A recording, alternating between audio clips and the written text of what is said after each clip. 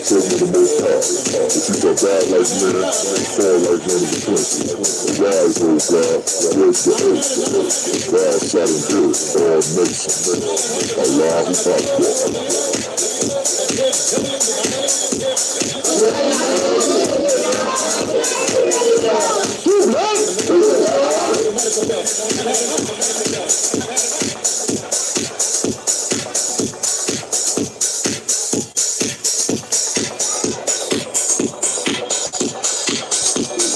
This is Kabbalah Fox, and you are now listening to the Gye-Nyame Warrior Training. Keep up with the journey.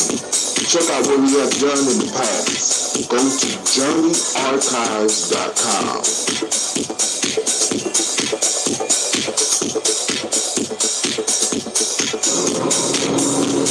This is Adam Sheik, aka Ace, live from Shisha Lounge, and you are now listening to Gye-Nyame Radio.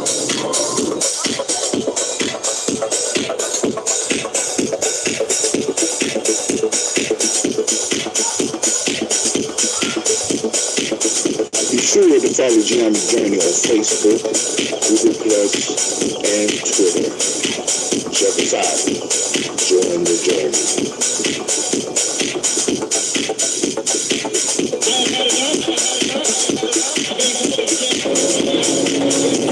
This is Adam Sheik, aka Ace, live from Shisha Lounge, and you are now listening to Gye-Nyame Radio.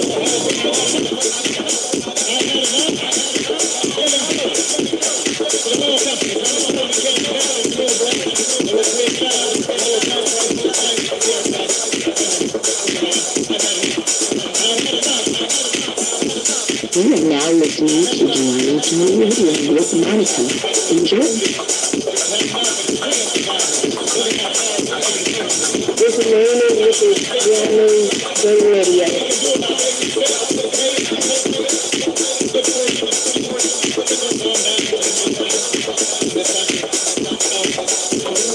This is Willie. Welcome to Gye-Nyame Journey Radio. I want to give a shout out to Silver Pebble and my Silver Nation out there. I want to give a shout out to my mom. I give a shout out to my dad for raising me and my family to be around me. And I want to give a shout out to the people of my generation that's trying to do something big.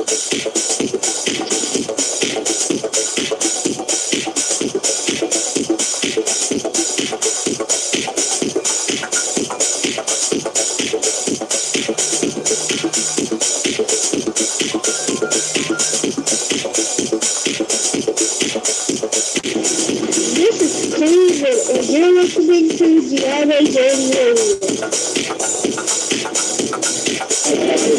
Peace, Hotel.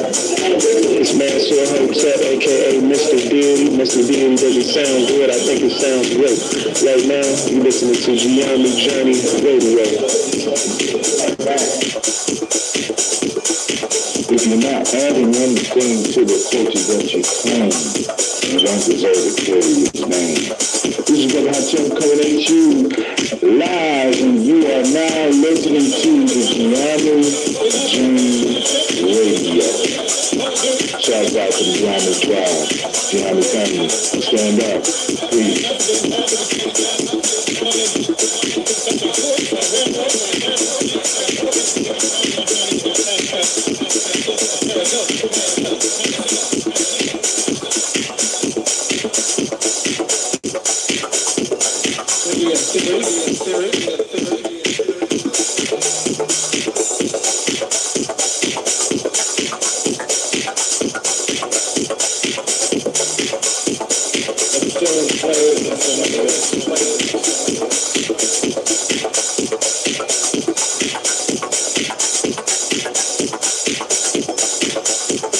If you're not adding anything to the culture that you claim, you don't deserve to carry his name. This is what I just coming at you live, and you are now listening to the Gye-Nyame Journey Radio. Shout out to Gye-Nyame Tasha. Stand down. You are now listening to Gye-Nyame Journey Radio. Peace.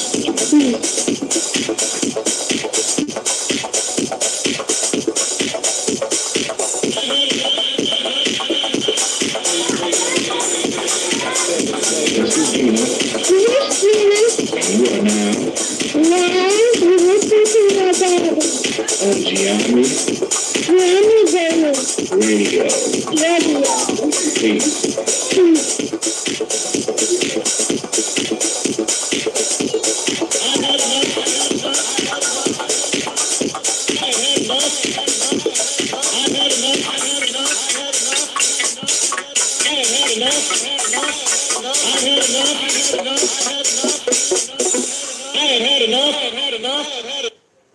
You heard him. I had enough. Yo, I want to welcome you all to Gye-Nyame Journey Media. This is a Heart of a Simba production. And of course, you are now listening to Folk Tales for Grown Folks. We strive to blow up your old paradigms. Alright, I figured out a little bit on how to get back on YouTube, so I'm back on YouTube. The angle is alright. I want to make sure everything is cool, you know. So I wanted to make sure I was doing some type of quality. You know what I'm saying? Shouts out to some of those people that might want to listen on YouTube. I greatly appreciate you.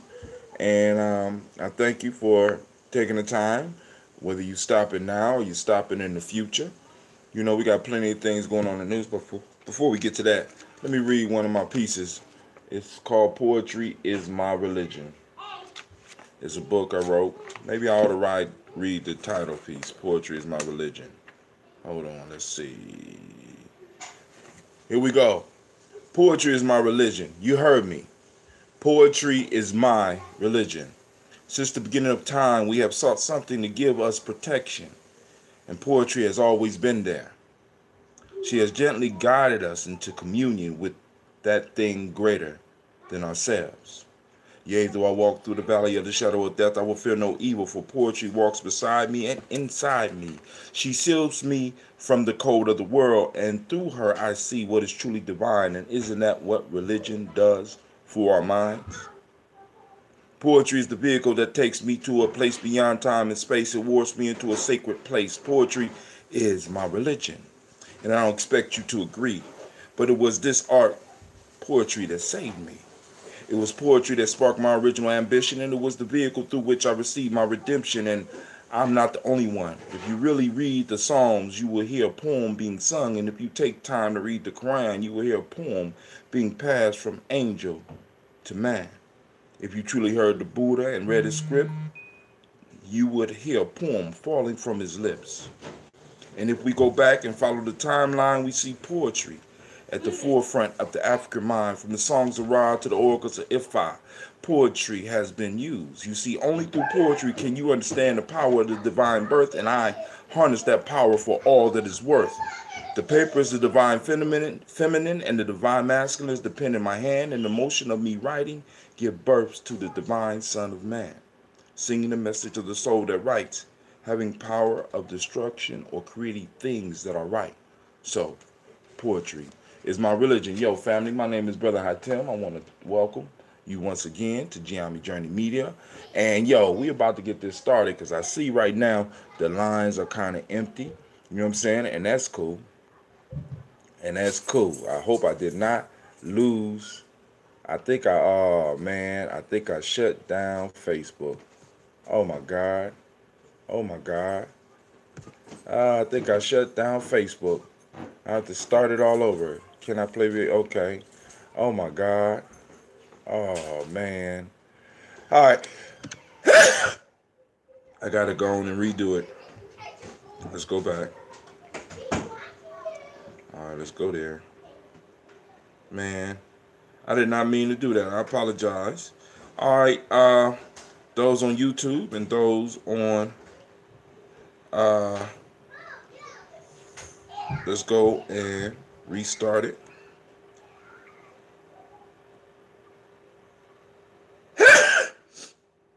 The man and ooh, this is embarrassing, but hey, stuff happened. And the satyr.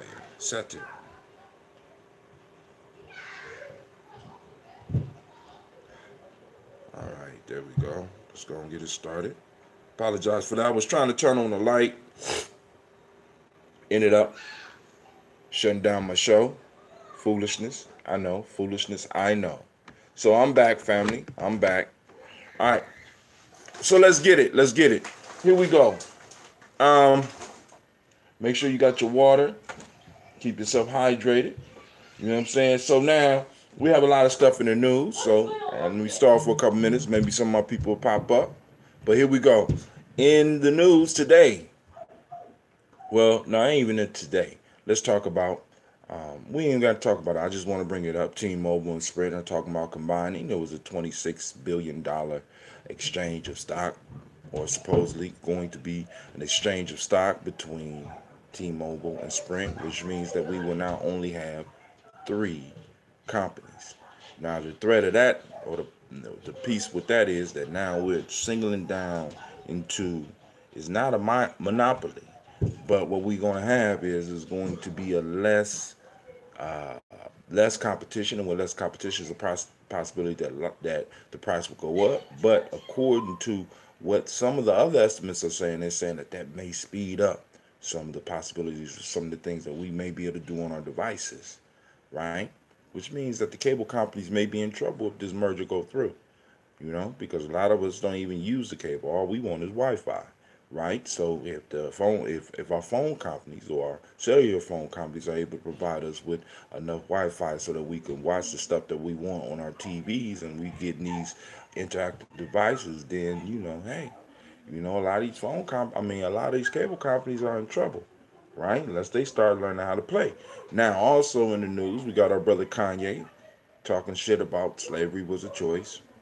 Slavery was a choice, family. This is the functioning. This is the thoughts of some of the people that they interview on your behalf, and you have to understand this. See, the issue with what Kanye said, and the issue with where he said it and why he said it, is something that we all have to deal with. Why? Because when people look at Kanye, they are interviewing Kanye as if he is your representative. And your representative is going out there spitting things like slavery was a choice. You chose to walk on your ancestors chose to walk on the boats. Your ancestors chose to exist in chains. Your ancestors chose to sleep in the cabins that they was in. Your ancestors chose to pick cotton. Your ancestors chose all this. And this is what this man is saying. And this type of talk is dangerous for all of us, right? Because the perception that is going across is that this man represents you. And I am here to say for myself, for my tribe, he does not represent us. We have to be very clear about that, right? Now, also, family, in the news, of course, y'all know that Bill Cosby was found guilty. You know what I'm saying? And I'm not a legal expert, so I can't really go into it. But then I'm looking at some of the stuff, and it's kind of questionable about some of it. It really don't, in a sense, shock me that they found Bill Cosby guilty. You know what I'm saying? I mean, if you were shocked, you're not existing in this American paradigm that we're living in at this point in time. You understand what I'm saying? And it's like, what they're trying to show you is that, no matter how much money you get, it always comes back down to that one thing, brother. You can't hide. You understand what I'm saying? You can't blend in. You know what I'm saying? You get a large amount of money, but, in the end, they're going to let you know that you are black. You know what I'm saying? There's no escaping that. We have to stop. We have to stop trying to escape that, and we have to accept the fact so that we can start working as a community, working as a group, working in tribes, working as a collective of individuals that are demanding what it is we are supposed to be getting. That's what Gye-Nyame Journey is all about. Developing a tribe mentality, developing individuals that could think, and developing individuals that when they speak, they really have your best interests at heart.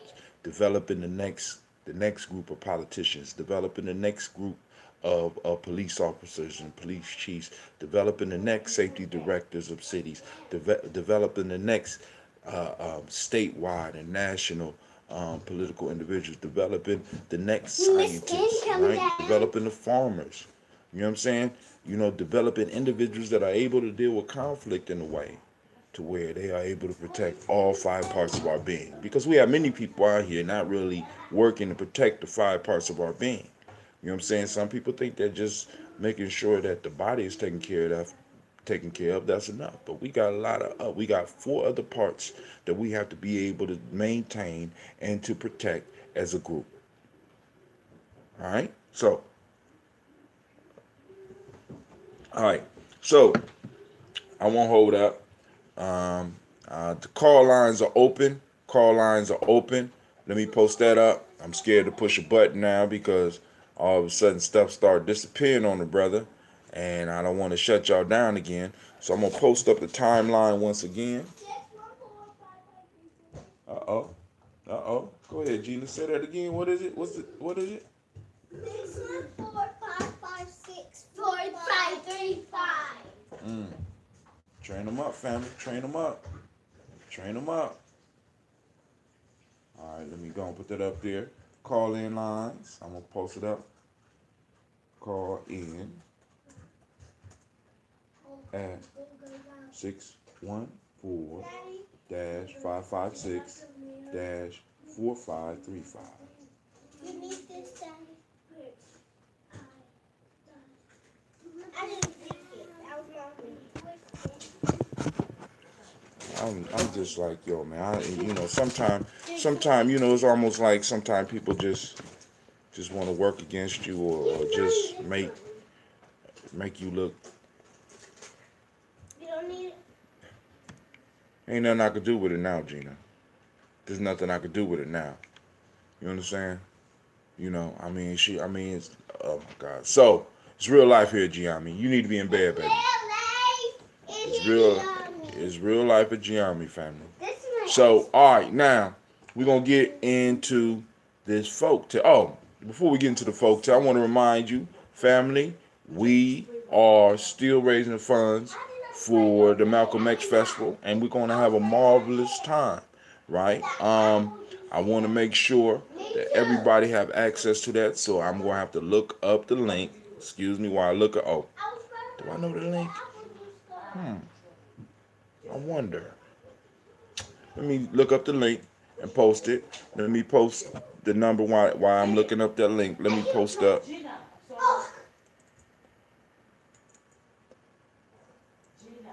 Let me post up the number on YouTube. Show live chat message.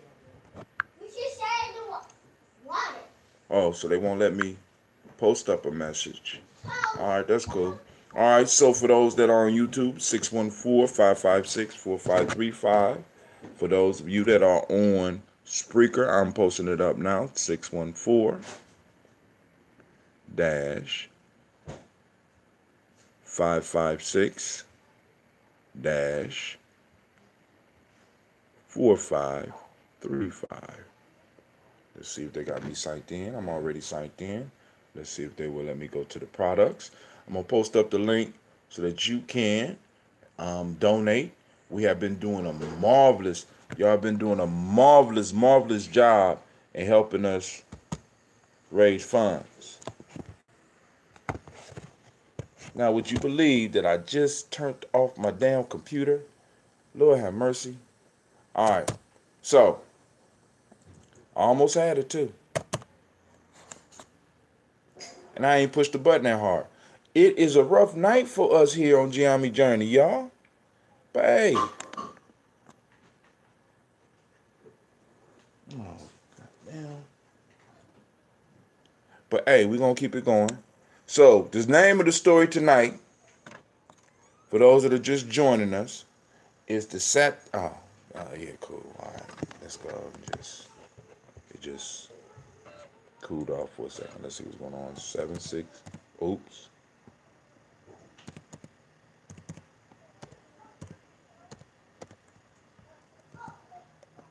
All right. Okay, cool. All I got you, YouTube. Hold on, I got you. There you go. It'd be nice to be able to see me like that, right? Shoot, let's go on and do this. I want to post this out. Family, y'all have been doing a marvelous job helping us with this fundraiser. And those of you that have given, we are greatly appreciative of it. We're trying to reach our goal. I think the budget is like $32.50 or so. And we are slowly but surely making our way there. And I am really, really looking forward to this date. So the Malcolm X Festival will be on May 19th, 2018 at the Millennium Community School. We will, okay, here we go. So I can just click that and move right over here. It'll be at the Millennium Community School, 3500 Refugee Road, Columbus, Ohio, 43232. We still have room for some vendors. I'm posting up the link so that y'all can continue donating. Continue building together. That's the link right there. Hit it up. You know what I'm saying? Go on, let us know that you're supporting what we're doing so we can keep on doing it. You know, Kwanzaa 365. That's all I'm trying to get people to understand. Kwanzaa is not just a couple of weeks. Kwanzaa is something that happens all the time. Kwanzaa is something that is consistent. It's ongoing. And we practice the principles. We try to practice the principles 365. 365.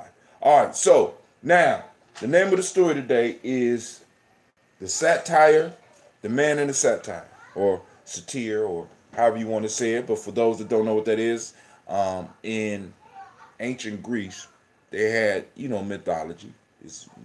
Aesop Fables was mixed with a lot of mythology.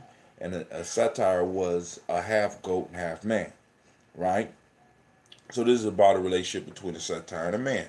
So I'm going to read it, and we're going to start breaking it down. Somebody just joined us, so if you could, let me know who it is so I can send you out some shots. You know what I'm saying? I appreciate you for joining us.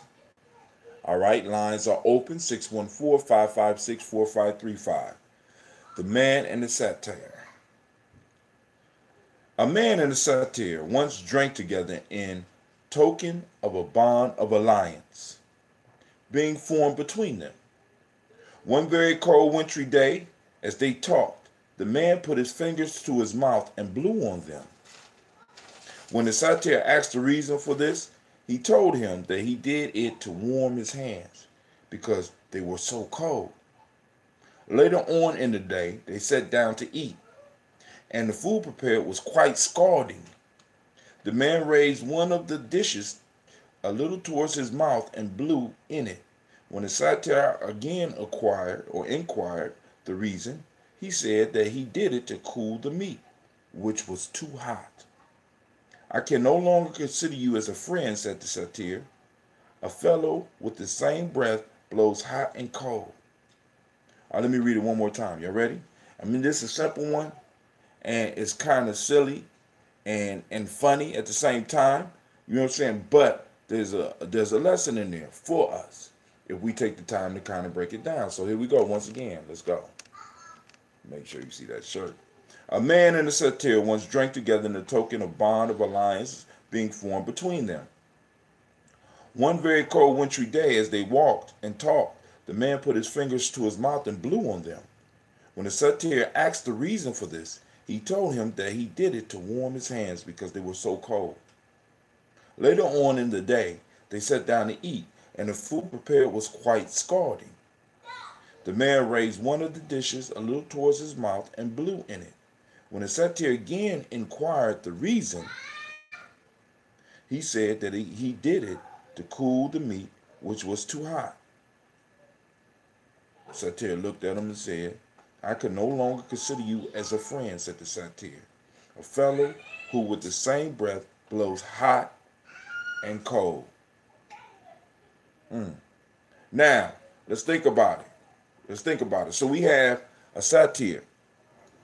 So now, for those that don't know exactly what a satyr was, once again, it was a half goat and man. So he would have the top part of his body would be in many ways like a man. He would have a man face, but he might have horns coming out of his head. And then he will have the lower part of his body will be part goat.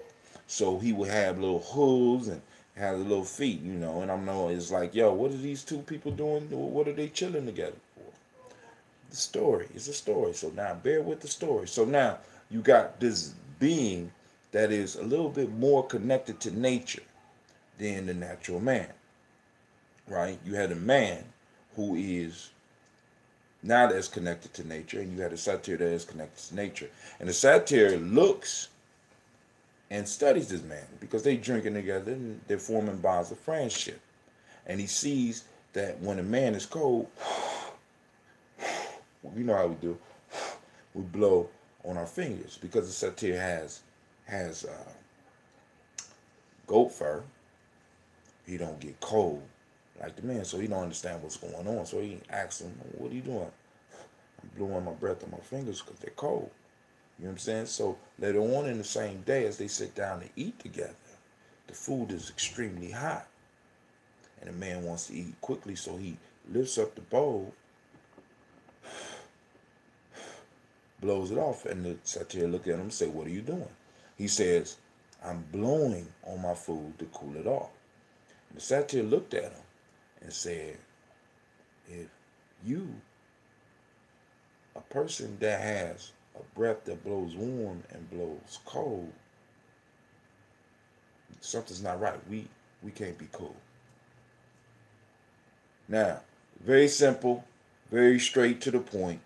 You know what I'm saying? And it's like, yo, it's kind of silly, but if you was to step back and open up just a little bit, open your mind just a little bit, right? You can catch a message. Now, the message that comes to me may be different for you. So one of the things I want you to understand, that those of you that's walking this journey with me, those daily toasters, those people in Gye-Nyame, those people that are part of my tribe, those people that are part of my extended tribe, right?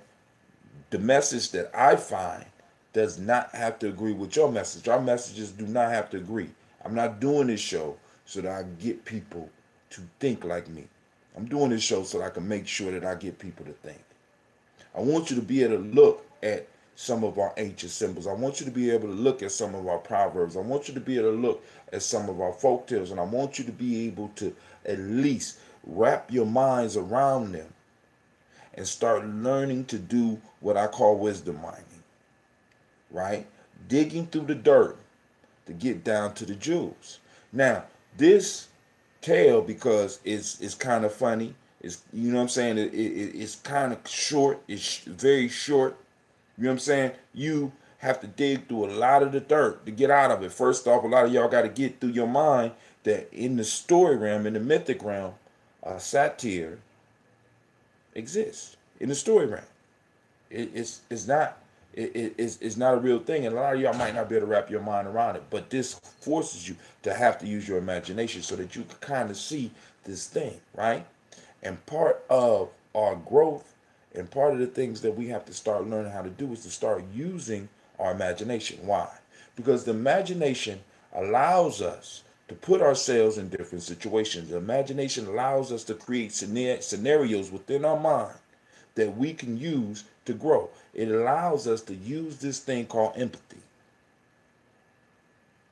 It gives us the ability to put ourselves in other people's shoes. Now, this helps us in several different ways. One way is that we can understand why somebody may be doing something that they're doing, something that you might not agree with. Empathy is a very powerful tool. And in battle, it allows you to put yourself in your enemy's position so that you can understand, so that you can have a better understanding of possibly how and why your enemy may be attacking you. And you might even be able to come up with the where if you are able to empathize with other people, right? There have been studies that show that, for example, when a doctor uses empathy with his patients, they heal a lot faster. So if they had a common cold and they go to a doctor, you know what I'm saying? And well, let's say they don't go to a doctor. The average time for a person to have a cold, the average cold, is about 8 days.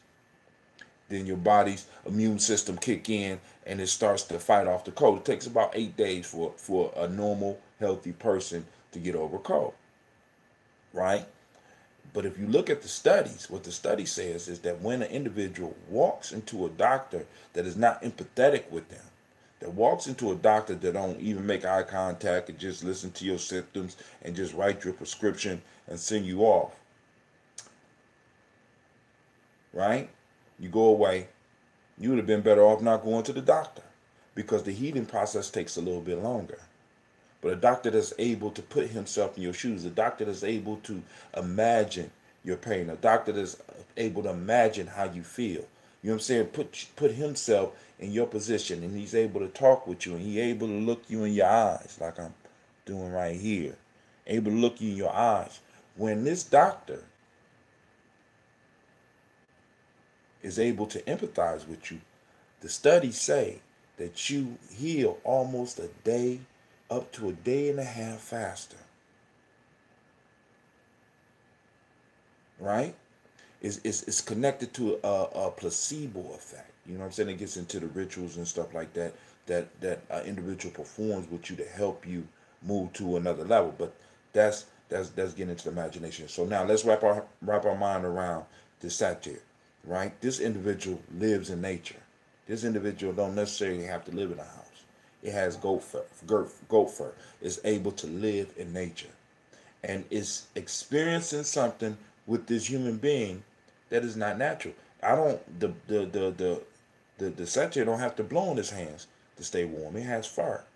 His body is in a sense, I ain't gonna say immune to the cold, but it's not affected by the cold in the same way that the human body is affected by the cold. So he don't understand. Don't have no basis of understanding. Don't have no empathy for what this man is going through. So then they sit down and he witnessed the same man using the same breath to cool something off. Now, what is the lesson in that? The lesson in that is this, and I want y'all to think about this. The satyr has experienced something outside of his realm of normal. We have a being that is able to blow hot breath and cold breath. And the satyr is looking at this and being like, yo, dude, you know what I'm saying? If you're able to do that, that's unnatural. We can't be cool.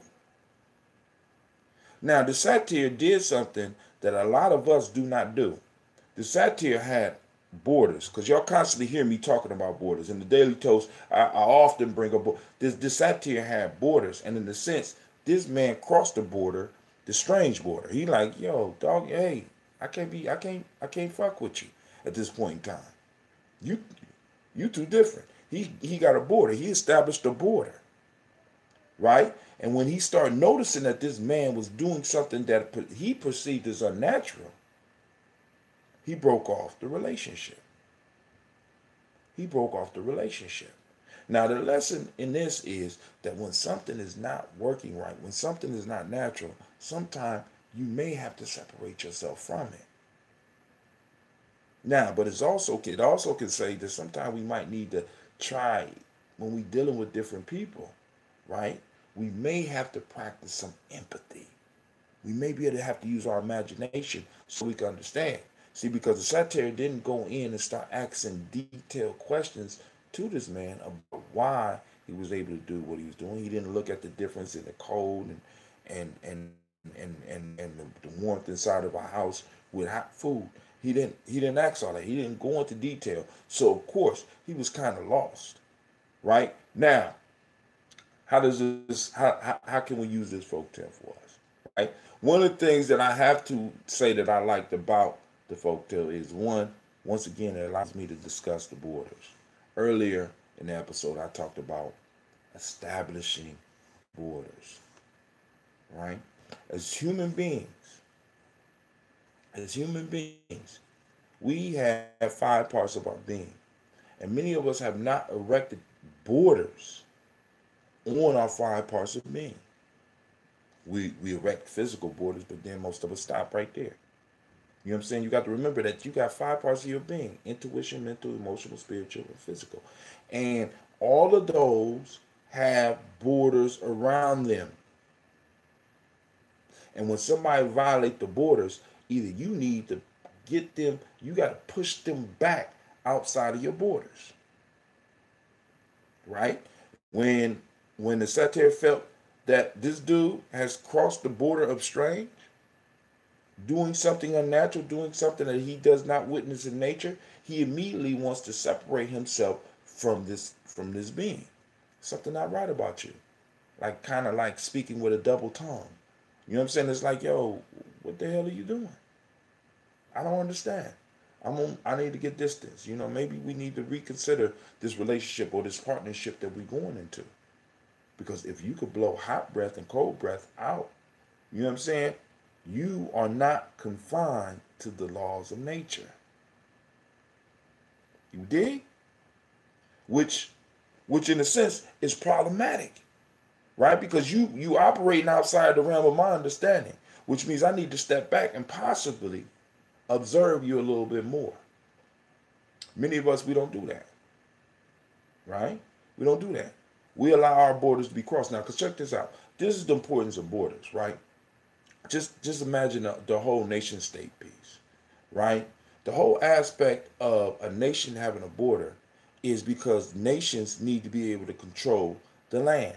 Why? Because the land produces the life of the people. From the land comes the life of the people, right? So when another country encroaches on the border and say, for example, they start planting crops on your side of the border, it's certain things you need to do. First off, you don't need to necessarily go directly to war, but a lot of these countries would. If China just dropped off in Maine and just started planting crops in Maine, this is now Chinese territory, shit, there's going to be some issues. America's going to throw all that shit in the sea. You know what I'm saying? Like we tell our kids, ask them to stop, tell them to stop. Remove yourself from, you know, but with borders, you can't remove yourself from the situation. You got to find you a mediator, right? To mediate so that you can get those borders back. Now, that's only dealing with physical borders. See, because oftentimes what we miss is that when a physical border is violated, for example, your body, you should have boundaries of your body. When you are improperly touched, somebody has violated your physical boundary. But at the same time, we often do not look at the other damage that somebody does when they touch us, right? When they touch us, when they cross our physical border. When they cross your physical border, something happens intuitionally, something happens mentally, something happens emotionally, something happens spiritually. So when one border is crossed, usually it affects all the other borders involved. Because what's to stop not only this individual, but other individuals from crossing those borders? See, when it comes to your borders, you have to be firm. You have to be firm. Because what starts to happen is that, all right, this time I took this land. I said, all right, that's cool. Next time I'm going to take a step farther. That's cool. Next time. So now by the time you get ready to react, it's too late. It's too late. Right? You know, we know of people who had open borders. People who, you know, welcome company in, and all of a sudden that company takes over what's theirs. Different mind states. The satyr looked at this individual. This individual had different actions. This different had a different mind state. They dealt with their food differently. They dealt with the cold differently. So what else is different about them? He needed to get some distance. And sometimes we need to create distance. And this doesn't mean we always have to move. This means that if the border is crossed, you need to defend that border and push those people that do not belong outside of it. You understand? So this story for me is more about being able to look at the nature of a thing, trying to understand that thing, and if it's different, step back and observe so that I can protect myself, so that you can protect yourself. See, because as Gye-Nyame journey, this You know what I'm saying? As those of us that's trying to form this tribe, family, we got to understand that our borders are constantly being violated. We let people into our neighborhoods. We let strangers into our house. We let strangers into our children's minds.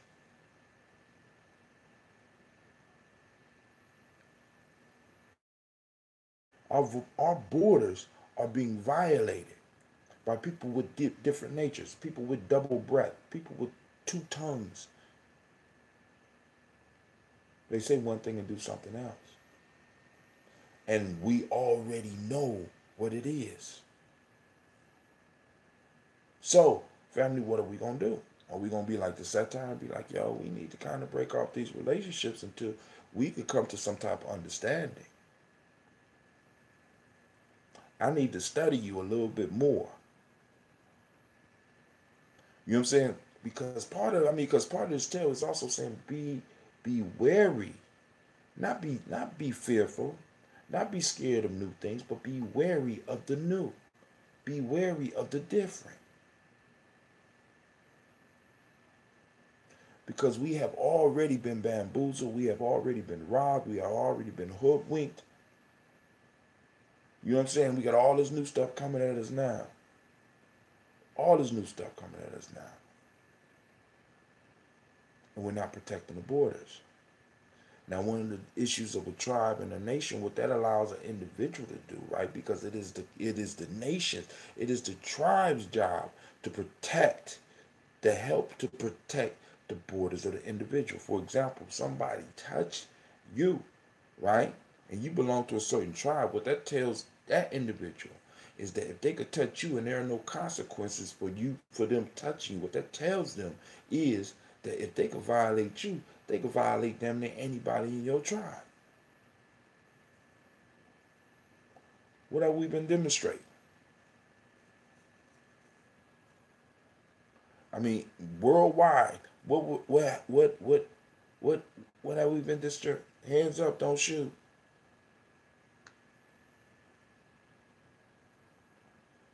You understand? Hands up, don't shoot. Right? We got to do that because our borders have been violated. And because our borders have been violated, people feel that it's okay to lay your black ass down. It's okay to railroad you and put you in jail. It's okay to take advantage of your community politically. It's okay. It's okay for me to come into your community and sell trash. It's okay. Uh-oh. Sister Heather is online. Shots out. Thanks for the perspective of study more. Oftentimes we are quick to allow borders to be crossed or cut off immediately. Take time, observe before acting. Exactly. You know what I'm saying? And that's healthy. Isn't that the way it's supposed to be? Isn't that the way it's supposed to be? I mean, think about this. Let's go to another story, Pandora's box. Right? Pandora got this pretty box and was told, do not open it. First off, triggered her curiosity. But you know, what harm could come in me opening this damn box? Be wary of the new. Be wary of the unknown. What experiments did she do before she opened the damn box? You know what I'm saying? Did she look at the motives of the people that gave her the box? Right? See, because if you really look at the story, there was an anger that the Greek gods had against men in that story. Right? Because Zeus was mad at the Titan Prometheus for stealing fire and giving fire to man. And to get Prometheus back, he chained Prometheus to a rock and had an eagle come every night and eat every day and eat his liver, and his liver would grow back and the eagle would come and do this, and he was chained to this rock for eternity. And still Zeus was mad, so he decided, hey, I need to get man back. So he had a woman called Pandora built. She was supposed to be beautiful and put down on earth and given to Prometheus' brother.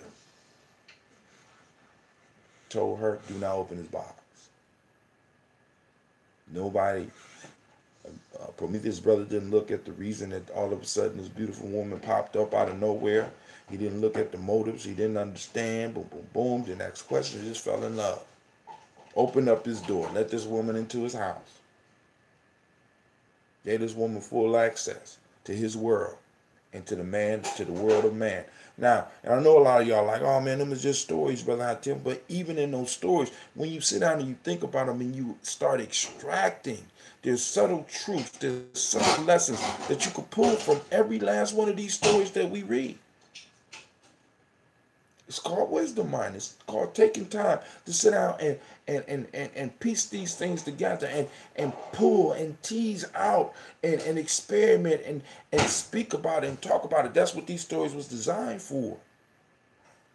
But one of the things that this culture is trying to do to us is getting us to a point where we can't even discuss. We can't even have healthy discussions because I'm not allowed to disagree with you. I'm not allowed to say this because it might be offensive. So we just be quiet. And because we be quiet, wisdom minded is not going on. We just take what's being given to us. So we're not really looking at the person that could blow cold air and hot air out of his mouth, out of the same mouth. We're not looking at the fact that somebody's speaking to us, as the Native Americans say, with a double tongue. We're not paying attention to that. Right? All that from this little story that this book that we tell stories and folk that we just say, hey, it's all for kids. You know what I'm saying? We shouldn't pay no attention to it. You know what I'm saying? A lot of the stories that we were skipped over, right? And we started reading about Jack and Jill, and we started reading about Spot and the goddamn dog, rather than reading these stories so that we will be able to reflect on them and get lessons. Our ancestors left us the steps for us to get to where we need to be. Our ancestors left us the skills and the steps and the tools to build what we need and to get to where we need to get. They weren't able to leave financial resources, but they was able to leave us stories and folk tales and wise sayings from their experiences so that we wouldn't have to make the same mistakes that they made. Do y'all not understand that? This is why I keep on telling you, check out the history of Aesop. Aesop was in a situation similar to ours. He was taken from his homeland and held as a slave in Greece. And freed himself. Freed himself with his stories. Right? But because he didn't have a community to protect him, when he tried to do what he was commissioned to do, he was stoned and thrown off a mountain. Freedom is never free. Freedom has always got to be protected, family. The lessons are there for us. It's in the history. It's in the stories. Get it. Why you can't get it while it's still free. Get it while it's still there. We're moving to a time now where my daughter right now, it's like I'm watching Star Trek. My daughter was having problems with a spelling word, and she said, Google.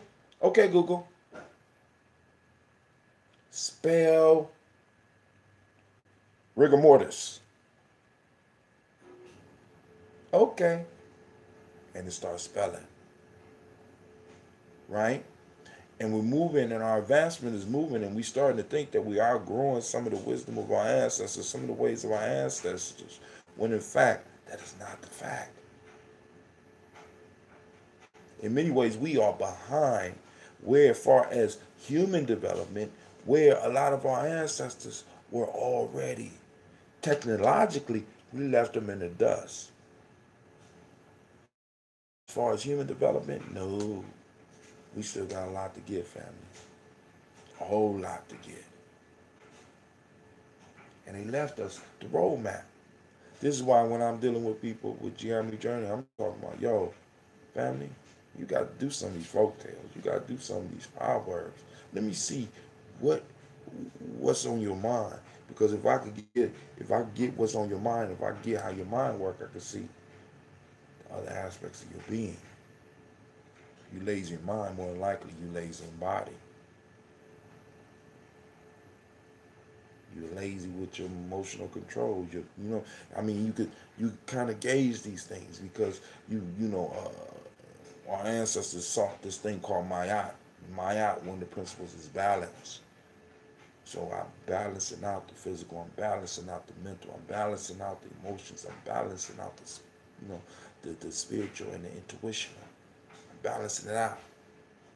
But hey, family, I ain't gonna hold y'all up. I want to send shouts out to Sister Heather for joining me. I want to thank everybody that's taking the time, whether you're watching now or you're watching in the future. I'm gonna let y'all know we will be doing the toast once again in the morning. We on year 2. Year 2, even though I've been broadcasting on this. Year 2. 9 shows a week. You got Brother Hatim. I'm here. I'm sipping on some water. And I'm about to go and lay it down because we are approaching the 10 o'clock hour. And I want to thank every last one of you for taking the time and getting up in here with us. You know what I'm saying? The lines were open. Now I'm going to officially close the lines. And I want to thank every last one of y'all once again. And I need to remind you that you are now listening to Gye-Nyame Journey Media. This is a Heart of December production, and you are now listening to Folk Tales for Grown Folks. And you know, at Gye-Nyame Journey, we strive to blow up your old paradigms.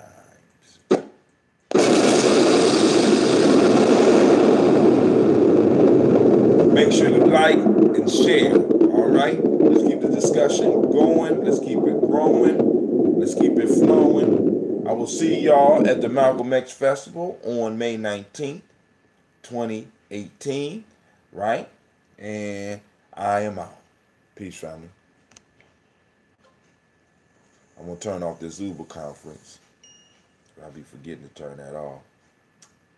Maybe recording everything. Boy, I'll be walking right around the house talking crazy. All right, family. I'm out.